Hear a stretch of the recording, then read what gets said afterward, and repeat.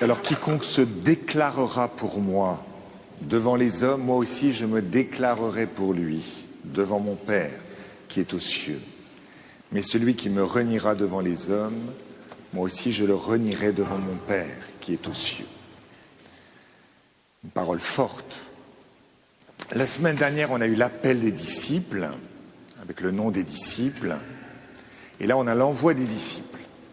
Et on comprend que dans cet envoi, nous pouvons être persécutés. Et je me disais finalement, à Paris 10e, gare de l'Est, est-ce que nous sommes persécutés? Est-ce que cette parole peut nous concerner ou pas? Est-ce que nous avons déjà été interrogés sur notre foi? Comment témoigner, puisque peut-être que personne ne vous interroge? Alors, de quel ordre est la persécution? Moi, je parle de Paris 10e. Voilà. Bon. Alors, vous avez une persécution dans l'Église. Alors, dans l'Église, c'est-à-dire par d'autres chrétiens. Ce sont des chrétiens qui font du mal au nom de leur foi chrétienne. Je ne le dis pas à cause de la nuit blanche, même si... mais je le dis à cause de la première lecture et du psaume. Jérémie est quelqu'un qui s'adresse à un peuple dont il fait partie, qui a la même foi que lui. Il s'adresse à des rois, il s'adresse à des prêtres, et il leur dit, vous savez, il y a des réformes qu'on doit vivre, notamment au temps de Josias. On veut centraliser le culte à un seul endroit, et en fait, ça ne plaît pas à tout le monde. Et donc, et puis il explique, etc., comment il faut vivre. Bon. Donc vous avez un prophète, c'est la définition d'un prophète, c'est quelqu'un qui parle pour son peuple, qui vient du peuple, on lui dit, tais-toi. Donc la difficulté de la persécution entre chrétiens, c'est que celui qui est persécuté pense que c'est l'autre qui est méchant, et celui qui est méchant pense que c'est l'autre. Enfin, tout le monde est méchant, et tout le monde travaille, bien sûr, pour la défense de la foi. Bon. Donc ça, c'est la persécution dans l'Église. Ce qui veut dire qu'il faut être en communion, évidemment, entre nous, le maximum. C'est ce que va faire nous aider peut-être à vivre le pape Léon quand il va venir fin septembre à Paris. Voilà, que tous les Français chrétiens, se sentent un seul corps. Quand vous avez une tête, vous avez un corps, c'est plus facile. Bon. Après, il y a la persécution en dehors de l'Église. Je rappelle que nous avons 250 millions de chrétiens à travers le monde qui sont persécutés, soit à cause de régimes autoritaires, soit à cause de l'islam extrémiste, avec une grosse zone en Afrique et une grosse zone en Inde. Voilà, tous les pays, Inde, Chine, voilà, les deux grands continents là. Bon.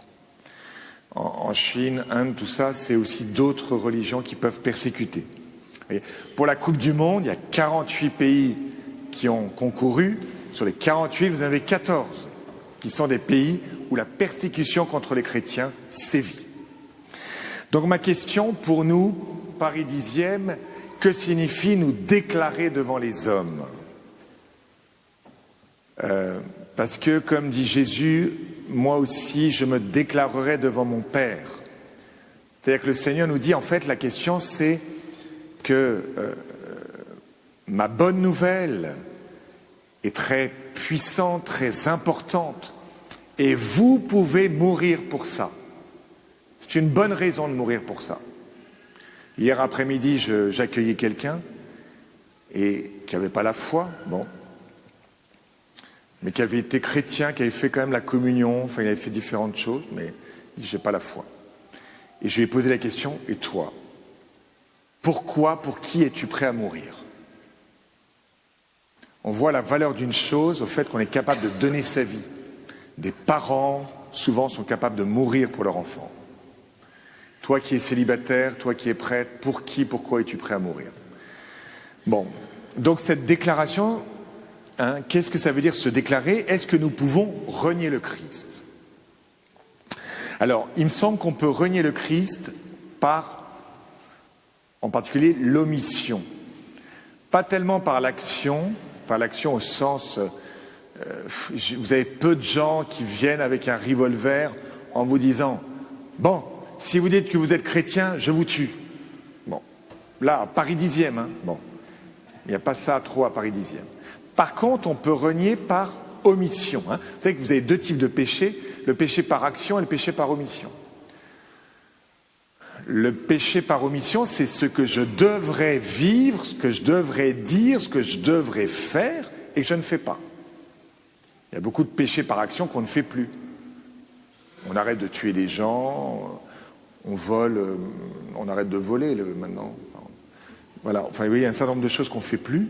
Mais par contre, l'omission, c'est des choses qu'on devrait faire. Alors, vous pouvez omettre une parole ou omettre une action. Quelque chose que vous devez faire. Alors, je me disais, renier le Christ par mon agir. Qu'est-ce que, vous voyez, simplement sans parler, comment je pourrais renier le Christ? Par exemple, cet été, vous êtes à la campagne avec quelques amis et vous allez au vert. C'est des amis, ils ont, je sais pas, un lieu où ils ont loué un gîte, un truc. Bref, vous allez avec eux. Et il se trouve que c'est dimanche et la messe, vous savez qu'elle est à 8 kilomètres, peut-être 10 même. Vous n'avez pas de voiture. Vous êtes un vrai Parisien du 10e. Voilà. Et là, vous faites quoi?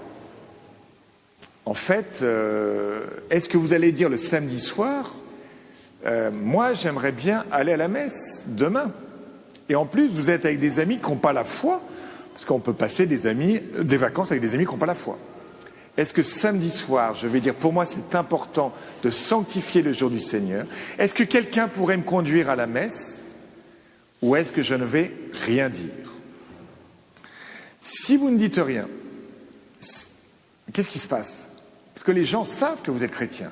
Donc ils comprennent que, la messe, c'est pas très important finalement, que le commandement qui est d'aller à la messe chaque dimanche n'est pas très important, que peut-être que finalement Jésus n'est peut-être pas vraiment en fait présent dans l'Eucharistie, peut-être en fait, que finalement on n'a pas tellement besoin de prêtres pour l'Église finalement, et finalement que Dieu peut être second par rapport à nos loisirs. Vous voyez le nombre de messages que vous donnez? Waouh! Vous êtes très fort pour renier le Christ. Alors après, vous pouvez demander, est-ce que vous pourriez m'emmener à la messe demain? Et puis, peut-être qu'ils vous diront, oh Raoul, tu nous embêtes avec ta messe et tout, tu ne peux pas te passer de Jésus un coup. Bon. À ce moment-là, feu rouge. Bon, voilà, bon, vous avez demandé, vous n'avez pas reçu. Bon, c'est tout. Mais vous avez fait l'effort. Bon. Alors ça, c'est, vous voyez, par notre agir. Et ensuite, on peut le renier par une parole, toujours par omission, c'est-à-dire une parole qu'on devrait dire et qu'on ne dit pas. Donc le chrétien, je rappelle, c'est pas simplement quelqu'un qui est gentil. Parce que si saint Paul avait été simplement gentil, nous ne serions pas évangélisés. Vous voyez, le chrétien, c'est celui qui est gentil, au sens noble, qui aime bien les personnes, qui est bienveillant, et en plus, qui a une parole, c'est-à-dire qui scrute un peu comme un radar, vous voyez, ou un téléphone qui capte pour avoir 5 bars, et donc il sent qu'à partir de 3, 4 bars, là, il peut commencer à dire quelque chose. Donc, les gens attendent une parole. Tu ne m'as pas donné cette parole. J'étais avec toi au collège, et puis toi, tu allais à l'aumônerie, tu m'as jamais proposé. J'aurais pu te dire non, mais tu ne m'as même pas donné l'occasion de te dire non. Vous voyez ? Donc nous serons jugés sur les paroles que nous avons oubliées, omises. Nous avons une loi sur la fin de vie, là, qui va être votée dans 10 jours. Notre archevêque nous propose une neuvaine. Vous pouvez écrire à votre député, vous pouvez faire un certain nombre de choses. J'ai tout mis dans la feuille verte pour que vous puissiez être équipés en sortant de la messe. Voilà. Donc la question, c'est qu'on parle aux personnes en s'adaptant tout simplement aux personnes. C'est-à-dire qu'en fait, c'est la charité. Vous voyez, les coups d'éclat, vous voyez, c'est pas la parole ironique un peu forte, le débat. Les gens aiment être aimés, vous savez. Les gens, ils aiment la beauté. C'est pour ça que dans cette église, on essaie d'avoir toujours une très bonne chorale, une très bonne organisme. Donc on a la chance, beaucoup de chance. Bon. Et on essaie d'être bon, d'accueillir les gens, de sourire. On essaye, on fait comme on peut. Bon. Mais c'est l'intention qui est importante. Donc voilà, et les gens sont touchés par la bonté, les gens sont touchés par... bon. Voilà. Alors, peut-être pour témoigner, je termine par là, faire un peu plus court, hein, cette fois-ci. Je me dis, il faut qu'on se mette ensemble pour réfléchir, en fait, quelles sont les personnes qui nous sont données. Je crois vraiment que dans une vie, suivant son lieu, suivant son âge, nous avons des personnes qui nous sont confiées. C'est-à-dire que le Seigneur envoie. Hein, un peu comme le bon samaritain, vous voyez, il est sur la route, et à un moment donné, il sent que les personnes qui sont à côté, là, il faut qu'il les prenne en charge sur sa propre monture. Et donc, je pense que pour repérer ces personnes-là, des fois, on ne voit pas. Je vois, moi, en équipe de prêtres, je vois bien comment certains ont plus de talent pour repérer un tel, un tel. Vous voyez, en disant, mais tiens, est-ce que tu as pensé à un tel qui est un petit peu la brebis perdue, là, ou un peu fatigué. Antonio, c'est sa grâce, Antonio. Il repère la brebis perdue. Ludovic, lui, repère les gens qui vont au JMJ. Bon, ça c'est autre chose. À Séoul. Bon, chacun, vous voyez, bon.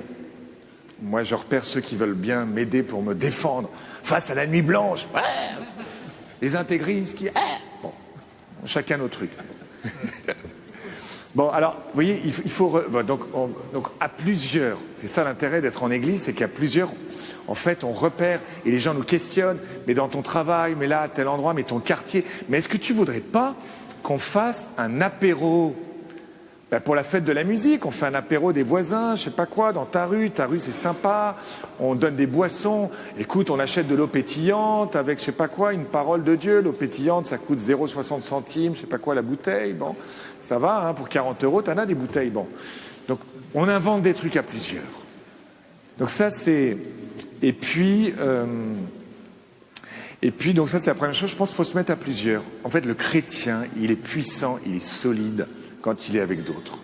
Donc si ce « avec d'autres », ça ne vous parle pas, si vous n'avez pas ce petit écosystème où vous pouvez poser une question, où vous pouvez donner une réflexion, où vous pouvez être encouragé, vous pouvez être motivé, vous pouvez présenter une situation, si vous n'avez pas ça, je pense qu'il y a un souci.